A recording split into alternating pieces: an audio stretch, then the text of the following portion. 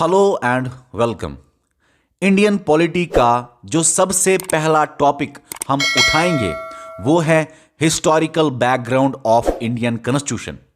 Indian constitution का जो ये हिस्टोरिकल बैकग्राउंड है, ये आपको लक्ष्मीकांत का पहला चैप्टर मिलेगा। लक्ष्मीकांत सबसे अच्छी बुक है इंडियन पॉलिटी के लिए, और यही टॉपिक हम कवर कराएंगे 5 to 6 लेक्चर्स में। हम इस लेक्चर में सबसे पहले देखेंगे, हम इस टाइम सबसे पहले ये देखेंगे कि हमें क्या क्या पढ़ना है historical background of Indian constitution में। मेरे दोस्तों, हम इस चैप्टर में पढ़ेंगे कंपनी रूल के बारे में, क्राउन रूल के बारे में। तो यहां पे स्टार का मतलब यह है कि लक्ष्मीकांत ने जो नया एडिशन है, 6th वाला एडिशन, वहां पे गलती की है, मिसप्रिंट हुआ है एक्चुअली, वहां पे करेक्शन कर लेना। जहां जहां मैं स्टार दूंगा मतलब कि लक्ष्मीकांत के 6th एडिशन में कोई गलती हो गई होगी, मिसप्रिंट में खासकर। तो हम इस लेक्चर में आगे देखेंगे ये जो कंपनी रूल है उनके एक एक एक्ट के बारे में देखेंगे, लेकिन इस तरह हम पढ़ेंगे कि आप इन एक्ट्स को आपस में कंपेयर कर सको। ना ही सिर्फ कंपनी रूल, क्राउन रूल के साथ भी आप कंपनी रूल को कंपेयर कर सको। इस तरह पढ़ना है, इस तरह आपको पढ़ना है।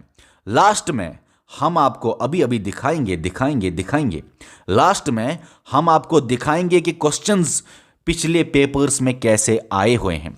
कंपनी रूल के बाद जब क्राउन रूल स्टार्ट होगा तो क्राउन रूल के अंदर कौन कौन से एक्ट्स हैं वो हम अच्छे से पढ़ेंगे। 3 काउंसिल एक्ट्स के बारे में जानेंगे। जो काउंसिल एक्ट हैं उनके आपस में कंपैरिजन भी करना बहुत इंपॉर्टेंट है।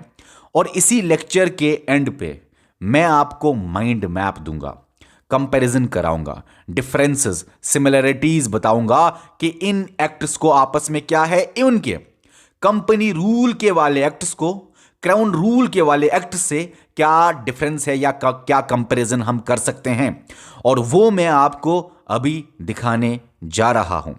जब हम आपको कंपनी रूल पढ़ाएंगे और उसके बाद ये क्राउन रूल पढ़ाएंगे, और काफी डिटेल से पढ़ाया हुआ है। लक्ष्मीकांत में बहुत सारी ऐसी चीजें जो समझ नहीं आ सकती, जैसे कि सेक्रेटरी ऑफ स्टेट कहां पे होता है, वाइसराय कहां पे होता है, गवर्नर जनरल ऑफ इंडिया क्यों बना वाइसराय। अच्छा, बहुत सारी ऐसी बातें हैं जो लक्ष्मीकांत में आपको समझ आएंगी लेकिन याद नहीं रहेंगी, कंसेप्ट उसके पीछे का पता नहीं होगा। खासकर देख लो यहां पे कि ऑफिसर्स वाइसराय को बोलेंगे, वाइसराय सेक्रेटरी ऑफ स्टेट को बोलेगा, सेक्रेटरी ऑफ स्टेट पार्लियामेंट को बोलेगा, पार्लियामेंट कानून निकालेगा उसी हिसाब से लोगों के लिए। बहुत सारी ऐसी बातें हैं जो आपको क्लियर होंगी। ना ही आपको डीडी बासु पढ़नी है, ना ही आपको और कुछ सुभाष कसब या बाकी बुक्स जितनी भी है वो पढ़नी है। आपको बस एक बुक पढ़नी है, वो है लक्ष्मीकांत। पढ़ने की भी जरूरत नहीं है आपको, बस हम जो पढ़ाएंगे लक्ष्मीकांत तो कवर होती ही है, और भी बुक्स जहां जहां हमें लगे वो हम कवर करेंगे। हद से ज्यादा डिटेल भी नहीं पढ़ाते हैं, इस नोट को देख के डरिएगा मत। हम लक्ष्मीकांत ही पढ़ाते हैं। आपका 80% 80 to 90% लक्ष्मीकांत ही होता है। बस 10% में एक्स्ट्रा इसलिए पढ़ाता हूं क्योंकि लक्ष्मीकांत में कुछ ऐसे जगहें होते हैं जहां पे इंसान फंस जाता है। अरे यार, सेक्रेटरी ऑफ स्टेट वाइसराय के अंडर है क्या, कि वाइसराय उसके अंडर है, क्यों गवर्नर ऑफ बंगाल, क्यों सेंट्रलाइजेशन की गई, पहले कौन सी सेंट्रलाइजेशन हुई, लेजिस्लेटिव वाली या एग्जीक्यूटिव वाली। मतलब बहुत सारी ऐसी बातें जो आपको वहां पे समझ में नहीं आ सकती। उसके लिए हम आपको समझाएंगे। इसी लेक्चर को लास्ट में हम आपको कंपनी रूल के बारे में बताएंगे, और कंपनी रूल में जो आप लेक्चर्स पहले 3 4 5 लेक्चर्स में पढ़ोगे, जो भी आप कंपनी रूल में पढ़ोगे और क्राउन रूल में पढ़ोगे, उनका आपस में कंपैरिजन हम कराएंगे। कंपनी रूल के बारे में देख लीजिए, यहां पे आपके सामने माइंड मैप, माइंड चार्ट, कैसे याद रखोगे, कैसे कंपैरिजन करोगे कंपनी रूल के एक्ट्स को आपस में, इवन के कंपनी रूल को क्राउन रूल के साथ। मेरे दोस्तों देखो डरो मत, ये पूरी एक लक्ष्मीकांत का एक पेज पे नॉलेज है। लक्ष्मीकांत का 80% मान लो, कम से कम एक पेज पे नॉलेज है। वैसे डिटेल्ड तो है ही ऊपर, लेकिन एक पेज पे। और इसी तरह आपको तैयारी करनी है। आपको कोशिश करनी है कि आपकी बुक जो भी रिकमेंडेड है, चाहे आईएएस के लिए या केएस के लिए, अगर वो 100 पेजेस की है तो आपको नोट इस तरह का बनाना है कि आपके हाथ में सिर्फ 10 पेजेस होने चाहिए, आपके हाथ में सिर्फ 5 पेज होने चाहिए, आपके हाथ में 2 ही पेज अगर हो सके तो वो भी बेस्ट है। तो उसके लिए हमेशा चैप्टर के एंड पे माइंड चार्ट या माइंड मैप बनाना चाहिए। आप मेरे दोस्तों, मैं आपको समझाऊंगा एक बात यहां पे। देखो, इनको आप कंपनी रूल को आप कंपेयर कर सकते हो आपस में, इवन की क्राउन रूल के साथ भी कंपेयर कर सकते हो। एग्जाम्पल एग्जाम्पल एग्जाम्पल देखो मेरे दोस्तों, इनमें से मैं कोई भी उठा ही लेता हूं, कोई भी। जैसे यहां पे गवर्नर जनरल ऑफ बंगाल और उसके 4 एग्जीक्यूटिव काउंसिल। देखो, फिर एक गवर्नर जनरल ऑफ बंगाल, फिर 3 एग्जीक्यूटिव काउंसिल, फिर एक governor general of Bengal, 3 executive council इस एक्ट में, लेकिन कमांडर इन चीफ इन्हीं 3 में है। फिर कमांडर इन चीफ इसमें बोला गया, एक second sorry, commander in chief इसमें बोला गया नहीं होगा। फिर आगे चले, फिर 1 से लेके 4th मेंबर आया, वो लॉ मेंबर आया एग्जीक्यूटिव काउंसिल में। आगे चले, 4th मेंबर जो लॉ मेंबर था वो यहां पे परमानेंट हुआ, यहां पे टेम्पररी था। आगे चले, यहां पे फाइनेंस मिनिस्टर एक आता है। आगे चले, पहली बार इंडिया का मेंबर यहां पे आ जाता है, वो 6th मेंबर है एसपी सिन्हा। पहली बार एग्जीक्यूटिव काउंसिल में पहली बार इंडिया का मेंबर आ जाता है। आगे चले, 6 में से 3 इंडियंस आ जाते हैं, 6 में से 3 इंडियंस आ जाते हैं। ऐसे पढ़ते हैं मेरे दोस्तों कंपैरिजन, ऐसे करते हैं आपस में कंपैरिजन। इतना ही नहीं, हर एक लाइन में कुछ ना कुछ है, और हर एक लाइन में ऐसे ही कंपेयर करके आप करोगे। मुझे पता है इस टाइम आप कंफ्यूज होते होंगे, आपने शायद पहली बार ये नाम सुने होंगे। डरिएगा मत, डरिएगा मत। इस नोट को देख के आपको बिल्कुल डरने की, घबराने की जरूरत नहीं मेरे दोस्तों। ये पता नहीं 5, 8, 9, 10 पेजेस का मटेरियल इस पे भरा हुआ है।